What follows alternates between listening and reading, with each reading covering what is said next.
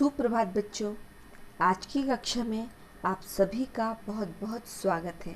आज हम हिंदी व्याकरण में सर्वनाम पढ़ेंगे। इससे पहले हमने संज्ञा पढ़ा। संज्ञा माना होता है नाउन और सर्वनाम माना होता है प्रोनाउन। तो नाउन को हमने बहुत अच्छे से पिछले वीडियो में जाना है ना। तो थोड़ा सा हम उसको ऐसे मौखिक रिवाइज करते हैं कि व्हाट इज़ द नाउन।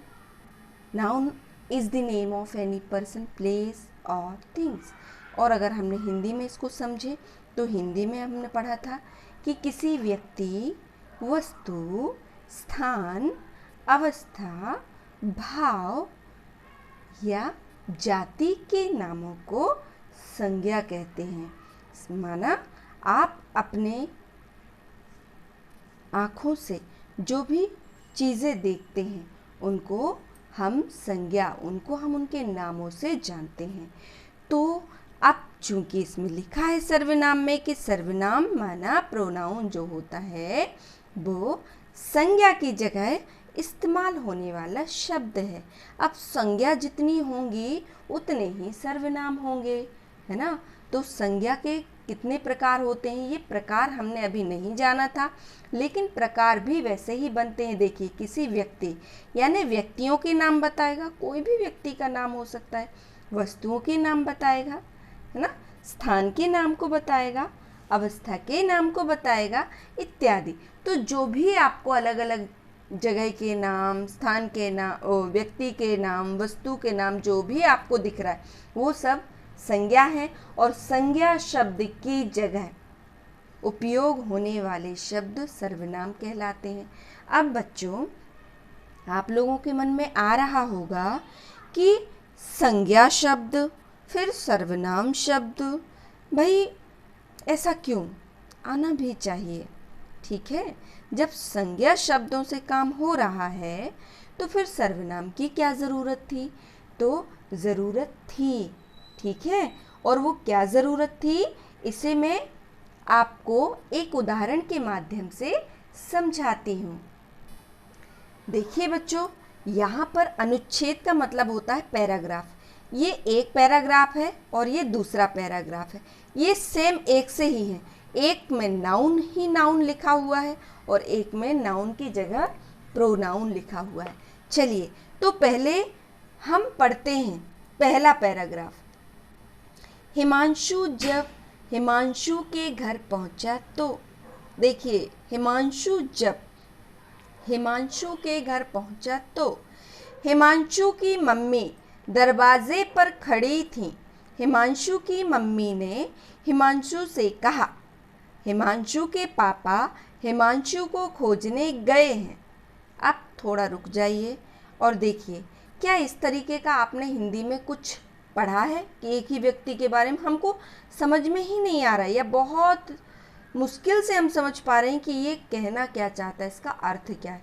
चलिए, अब हम नाउन, एक जगह नाउन लेके, क्योंकि नाउन क्या है, किसी व्यक्ति का नाम है, उसकी जगह पर हम प्रोनाउन का यूज़ कर रहे हैं, ठीक है। अब देखो, यहाँ नाउन क्या है, हिमांशु, ये, और हिमांशु की मम्मी, हिमांशु के पापा, ये इतने सारे क्या हैं, ये एक ही व्यक्ति के बारे में बात कही गई। अब आप यहाँ पर देखिए, अगर इसको हम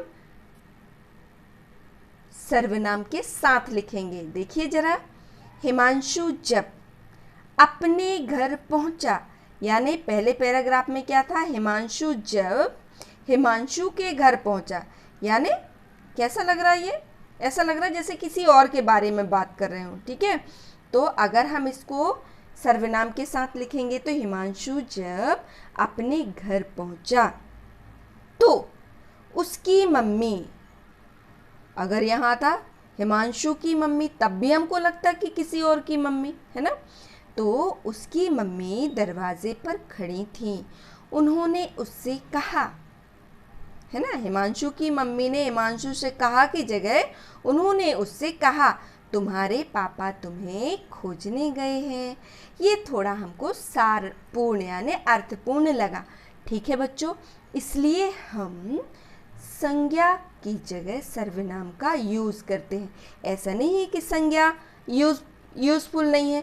अब संज्ञा जो होती है, संज्ञा तो अपने आप में ही पूर्ण है और बहुत उपयोगी है, लेकिन जब हम कुछ भी पैराग्राफ लिखते हैं या कुछ चित्र वर्णन या कुछ भी लिखते हैं, जब हम एक ही व्यक्ति के बारे में बात करते हैं या एक वस्तु के बारे में या किसी भी एक चीज़ के विषय में जब हम एक से अधिक वाक्यों में बात करते हैं, मान लो मैं ये कह रही हूँ कि यह पेन है, ठीक है, या फिर मैं कहूँ ये देखो ये पेन है, ये पेन ग्रे कलर का है, ये पेन ग्रे कलर से लिखता है, ये पेन मैं हाथ से पकड़ी हूँ, तो ये थोड़ा अलग लगेगा। अगर मैं कहूँ कि ये पेन है, ठीक है, और अब इसके बारे में मैं चर्चा करती जाऊँगी, लेकिन इसका रंग ग्रे है, यह ग्रे कलर से लिखता है,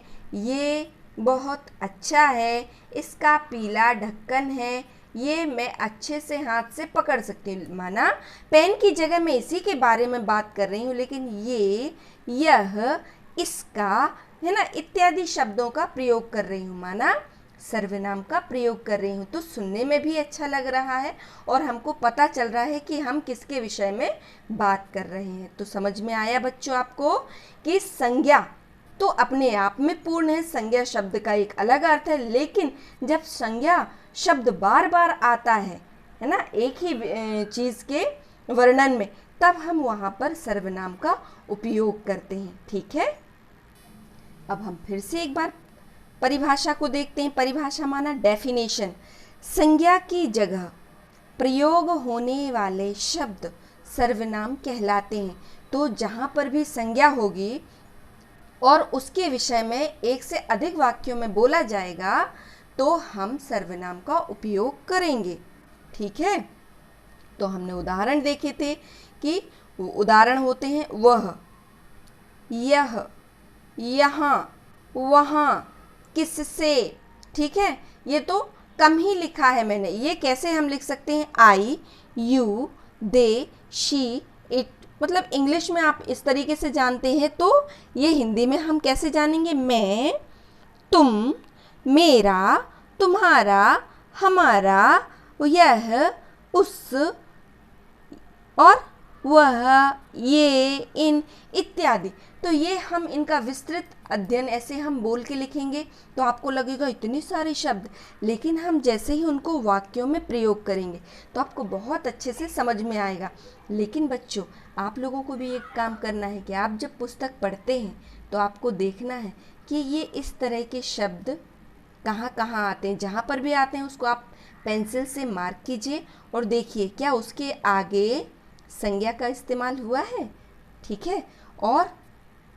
और भी आप अपना विचार कीजिए, मनन कीजिए कि ये जो है ना, आप कोई भी एक लेसन पढ़िए और वहाँ पर आप सर्वनाम शब्दों को ढूंढिए। आप मिलते हैं हम फिर नेक्स्ट वीडियो में, तब तक के लिए नमस्कार।